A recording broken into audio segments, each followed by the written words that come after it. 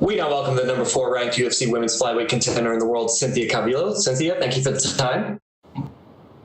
And no problem. We will take the first set of questions from Gabriel Gonzalez with Cape Side Press. Hello, Cynthia. How are you? I am doing fantastic. It's fight week, so I'm stoked. I made it. Awesome. Cynthia, I'm going to start with a very blunt one. We know that Jennifer Maia has missed weight in the past several times. How much is it in your mind something might happen and they call you to step in for Saturday? I'll be ready. I'm always ready. So that's definitely something I have, in the back of my head if it happens. I never want to look past my opponent and, Katlyn's the task at hand. But if they tell me, hey, Jennifer can't make it to the fight, you got to step in, I'm all in. This is your second consecutive fight at flyweight in the UFC. Can you just talk about how this camp went, how your body felt staying at 125 for this one? Man, to be honest, it's been amazing coming up back to 25s. They feed me a lot. So it's really different to be able to fuel my body for performance versus fueling my body to make weight. And to do that before the fight, it can mess with your head a lot, especially if you have rough weight cuts and you're like, oh, I got to go on there. Am I going to really be able to push the pace that I want? If this weight cut's going to be an issue. And, stressors, they affect us physically, not just mentally. So it's been such a big game changer. I feel really good that I can put all my focus in training. Katlyn Chookagian's making a kind of quick turnaround from her last fight. Do you expect her to fight any differently coming off of that last one, or do you expect her to be more the same of what we've seen? Obviously, the way that she lost, it really unfortunate, which was like a body shot. And I feel like most fighters, when they get finished with the body shot or the fight gets stopped, it's hard because it's not like they got super beat up, and it really happened in the first round. So you just want to get back in there and make it right. So I'm expecting her for sure. She's not going to come out reckless or anything, but she's going to come out sharp and she's going to come out focused to make sure that doesn't happen again. But yeah, no, I'm ready for it. I'm not expecting an easy fight. I think that she's going to do her best to try to make that loss right. My final question, and I ask because I'd really like to hear your side of the story. We did hear about Lauren Murphy saying, you know what, I was up for fighting Cynthia. I thought we were going to do this in December. Just can you give me your side of where the talks were ultimately at for you guys to fight? I mean, honestly, at this point, she's not even at my concern. This is all, no. They offered the fight to her on the November 21st. She said no. That's all I heard. I didn't hear about any other dates. I don't know any about that. All I heard was that we're trying to get you on November 21st because we have an opening. Do you want to fight Lauren? I said, yes, 100%. Of course I would want to rebook her. I heard she said no. So then they asked Katlyn. Katlyn said yes, and this is what we're doing now. Nothing else matters. The only person that passed by this opportunity was her when she decided to not wait for me. And, I think she also made a mentions as far as me finding a way out to fight her. But how is me taking a fight against someone who's higher ranked than her and also beat her taking the way out? So she's a little bit backwards there. She can just sit down and, think whatever she wants to think. Understood. Thank you, Cynthia. We will take our next set of questions from Damon Martin with MMA Fighting.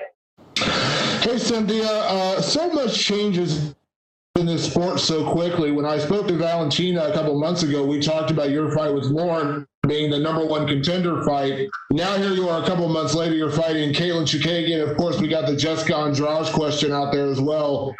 Do you look at this fight as the number 1 contenders fight? Do you believe a win here should earn you the title shot?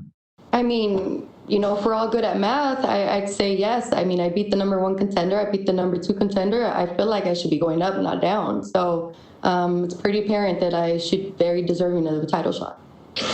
Obviously, I'm sure there's nothing personal with Jessica Andrade over that, but she comes out, she gets a big win. Of course, she's a former champion. Everyone's talking about her. But is there any frustration or anger or just kind of shaking your head that suddenly now she's kind of jumped the line and everyone's saying she should be the next one in line? Does that frustrate you at all or anger you at all? Man, not at all. Like my shot's gonna come. You know, I'm gonna beat these girls. It's gonna come. I'm really not upset about it. I just want to fight Jessica Andrade. She's a real contender. You know, obviously I want to fight for the title. I'm down to fight her. I'm down to fight whoever I need to fight. Is there any part of you that kind of relishes the opportunity to fight a contender like Katlyn Chookagian on the same card as the title fight, you know? Yeah, I mean, if Jennifer Maia doesn't make it to fight, I'm the one that's going to step in. So, you know, obviously there's in talks. There's a reason why I'm fighting on this card. You know, I'm here. I beat the #1 contender in my debut. Now I'm going to beat the #2. So, yeah, I mean, it's all good. I think everything's going to be aligned correctly, and I'm going to get that title shot when it's due. But obviously, I feel good about being on the same card as Valentina and Jennifer. In case Jennifer doesn't make it, I'll step in. Do you feel like, I mean, every fight is a chance to make a statement? You had a chance to headline a card in your flyweight debut, and you took out, you know, former title contender. Do you feel like there's a chance to make a bigger statement with this one, considering you are on the same card? If everything goes forward as, you know, as it's scheduled, Valentina fights Jennifer and you fight Katlyn. Do you feel like, you know, beating Katlyn is great, but you want to make a statement with a win over Katlyn? I mean, absolutely. After what Jessica Andrade did, of course I'd want to do that. You know, it's awesome. I love how exciting this division is getting, you know, exciting fights. And I think that's what you need to do. That's what the fans want, you know, and especially us as fighters, like, man, you want to leave no question to the judges or anybody, you know, because everybody could be watching a different fight, you know, when you go to a decision. But if there's a finish, that's the clear winner right there. There is no question about who the winner is. And so, of course, you want to make sure you make a statement and get those finishes. And last one for me, going into this weekend outside of your fight with the title fight with Valentina against Jennifer, I saw the odds today. I think right now Valentina is around a 17-1 favorite. So I think a lot of people believe she's going to win. I'll ask for your prediction, but do you see any route that, you know, Jennifer Maia could pull off the upset, or are you kind of in your head thinking it's going to be another Valentina Shevchenko win? I definitely do think that, you know, I'm in there with, like, everybody else. I do feel like Valentina is going to win this fight. I'm not saying that she's unbeatable or anything like that. I think that just the way that the division is and, like, stylistically, who she's been facing, I feel like, you know, what Jennifer Maia has to offer is obviously dangerous, but Valentina is such a smart fighter and veteran and counter striker. Unless she makes some mistakes herself and somehow ends up on her back, but you know, she's obviously she's still pretty scrappy on her back. She's gotten submissions off her back. But, you know, if I'm saying, like, you know, Jennifer Maia just happens to take her down and hold her down, that may be a way for her to beat her, but I don't really see that happening. Thank you, Cynthia. We will take our next set of questions from Carlos Contreras with Milenio Diario.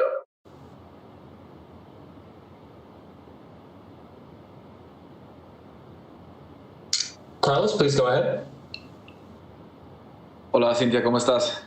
Hola, buenos días, ¿cómo están?